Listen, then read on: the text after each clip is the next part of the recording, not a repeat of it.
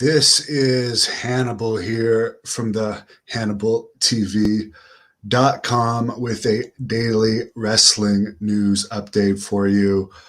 Raw did its third best rating of the year, a 0.64 rating in the 18 to 49 demographic, over 2 million views, and Brock Lesnar, John Cena, and Becky Lynch weren't even on the show.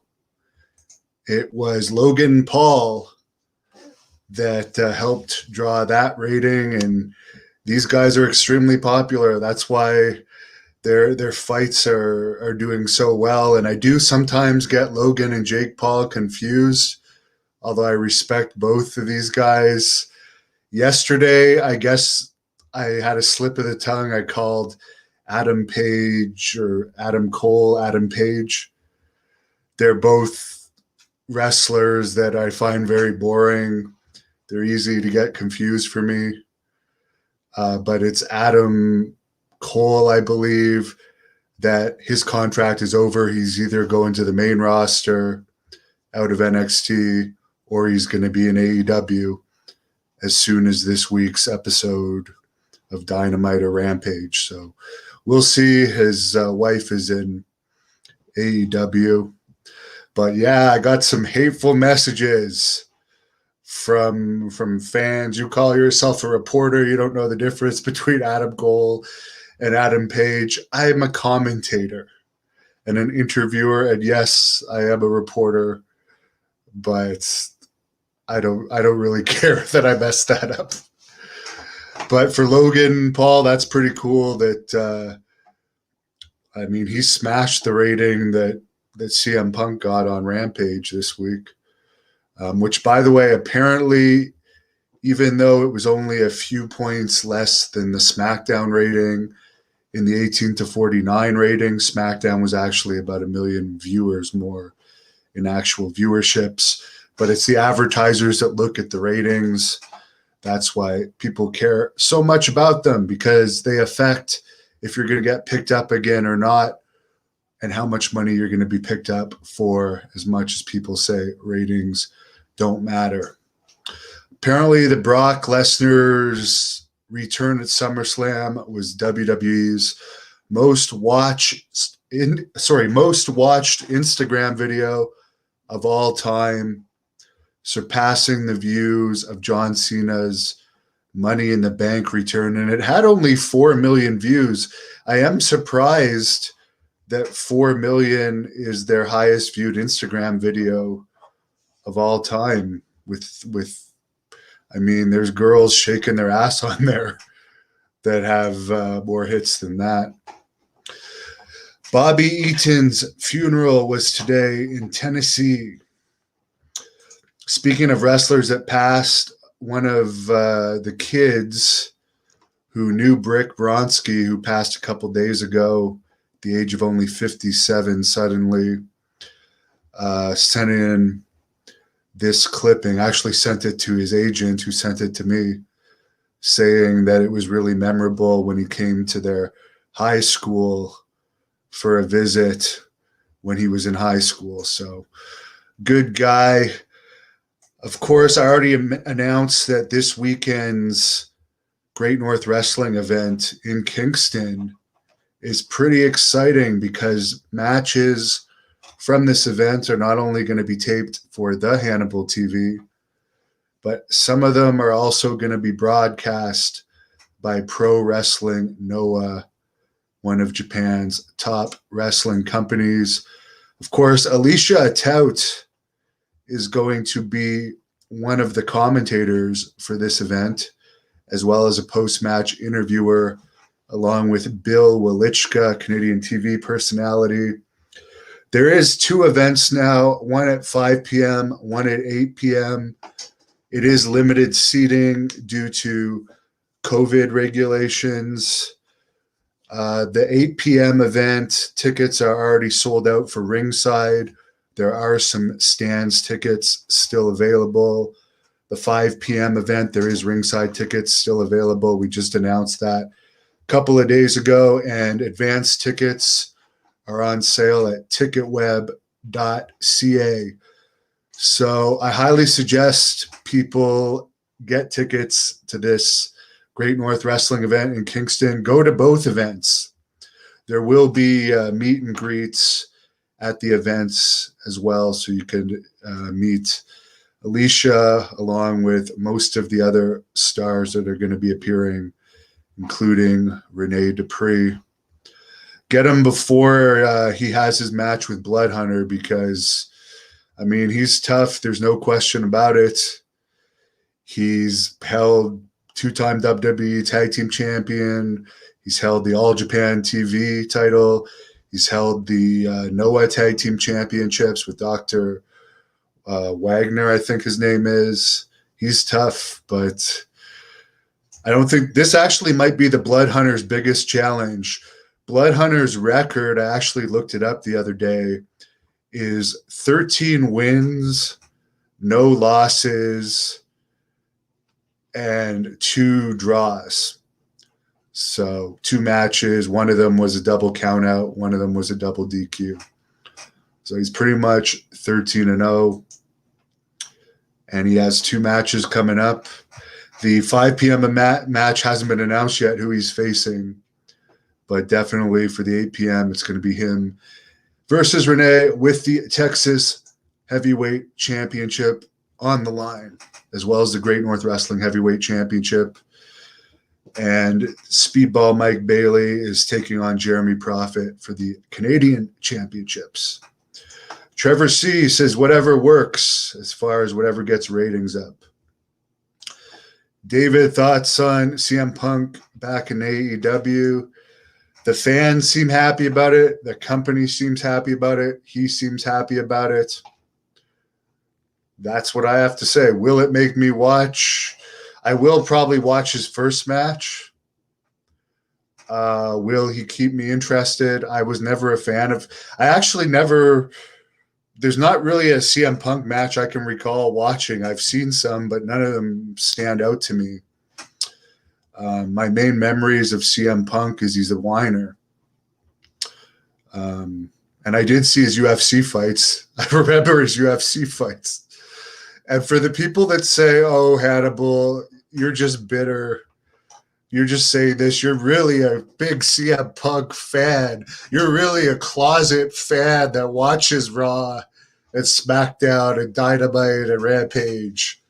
No, I'm not secretly watching any of that. I genuinely don't like it. I don't find it entertaining. There is wrestling I find entertaining still, the old school stuff and some of the new school stuff. But you could call me bitter all you want. He's rumored to be making $3 million a year in AEW. Maybe by the time I'm his age, I'll be making $3 million a year as my own boss, because I'm certainly headed to that trajectory. And he is about 6 years older than me, possibly 7 years older than me. Nick had no idea Logan Paul appeared on Raw. Victor, you haven't watched WWE since 2003. Maybe you're just bitter. Maybe you're just saying that. No, I just find that those type of people funny. It's like, my job is YouTube. I get paid by YouTube, and thank you to all my subscribers. If you're not subscribed, subscribe to comment on wrestling, as well as do interviews, as well as produce wrestling content. And that's just what I do. Otherwise I wouldn't be commenting on it. I'm not doing this out of the goodness of my heart. Josh says it's the most watched WWE Instagram video of all time, not the most watched Instagram video of all time. Yeah, that's what I meant if I didn't say that to your understanding, because I know there are girls shaking their asses. I've seen the videos that have like 10 and 20 million views. So that's why I'm surprised that the Brock having 4 million is WWE's best viewed video, because I would have thought one of the girls' videos would have been. By the way, speaking of girls wrestling, I did hear back from Lady Yasmin, for all you Great North Wrestling fans. I mean, she has several videos in the millions on this channel. She's the most popular female Great North Wrestling star. And as you guys can probably tell by the cards from this weekend's events, there's a big focus on women's wrestling. There's a lot of women's matches on these cards. There's 4 or 5 matches involving women on each card this weekend in Kingston, Ontario, Saturday, August 28th. But yeah, I did hear back from Yasmin, who is studying to be a vet in Mexico. But she did say she would be open to come back in the future if she's in Canada and there's an event that fits around her schedule. So I'm sure there'll be some fans happy to hear about that. Mike D, sorry, it's Alicia Atoot. Alicia Atoot, not a tout. She's told me that before. So sorry. Maybe after we start working together, it'll come off my tongue easier. Gerardo, things are going well after the gym's being closed here so long. I'm finally getting my strength back. Yes, I am going to watch the Jake Paul versus Tyrone Woodley boxing match, but I will watch it online. I'm not going to order it or anything like that. Sammy, any UFO news? There has been some, but nothing huge. I guess there was a craft emitting unusual green lights in Canada in July that was seen by both military aircraft and commercial aircraft and has been reported as unknown. That's the big one. David, if ECW was still around, would Brock join it? Hell no.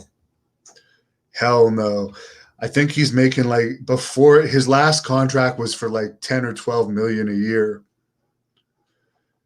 I don't think ECW ever even generated 12 million in 1 year. I could be wrong, but he would not be in their budget. Maybe WWE's version of ECW, but not the original ECW. He would have been out of their budget. There was a few wrestlers from that company that at various points made in the 100,000s a year.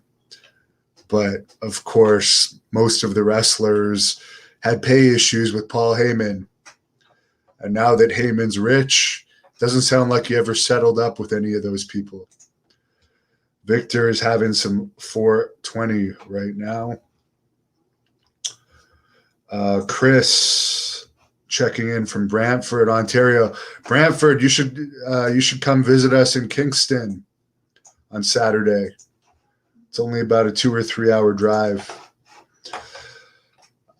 Mickey says Raw is garbage. They don't know what they're doing. I mean, I watched the highlights, some of the highlights.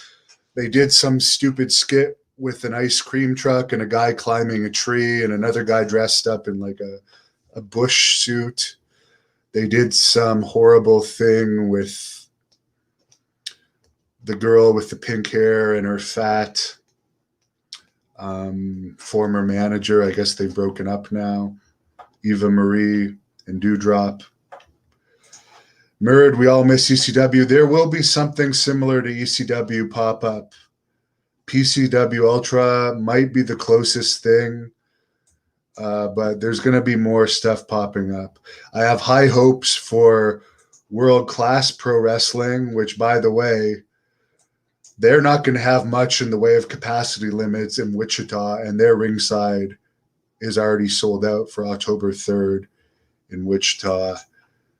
And then, of course, speaking of ECW, at the ECW Arena, September 18th, there's a lot of ex-ECW people on this card, And what I'm really interested in finding out is who Raven's mystery man is going to be against Little Guido.